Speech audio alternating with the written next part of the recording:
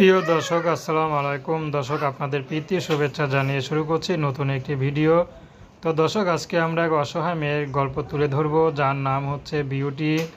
বিউটির বাবা মা কেউ নেই, ছোটো একটা ভাই আছে। বিউটির দাদির কাছে থাকে। তো বিউটি সেলাই মেশিনের কাজ করে। সেলাই মেশিনের কাজ করে যা ইনকাম হয় তা দিয়ে সংসার চলে।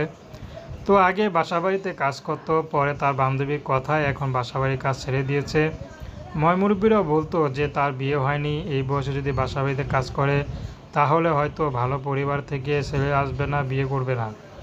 তো সেই জন্য বিউটি এখন হাতের কাজ শিখে হাতের কাজ করে, যা ইনকাম হয় তা দিয়ে দাদির সাথে তার ছোটো ভাইয়ের সাথে একসাথে থেকে যা হয় তা দিয়ে কোনো মতে জীবনটা চলে।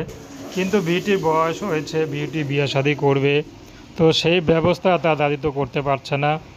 তো বিউটির দাদি অনেকেই বলে রেখেছে তার বিয়ে শাদীর কথা, কিন্তু কে বিয়ে করবে? বিউটিকে দেখতে সুন্দর হলেও যখন দেখে তার বাবা মা নাই, তার তেমন কোনো শক্ত গার্ডিয়ান নাই, তখন বিউটিকে কেউ আর বিয়ে শাদী করতে চায় না। তো বিউটির জীবনে খুবই কষ্ট, যে জীবনে কখনো কারোর সাথে মেলামেশা করলাম না।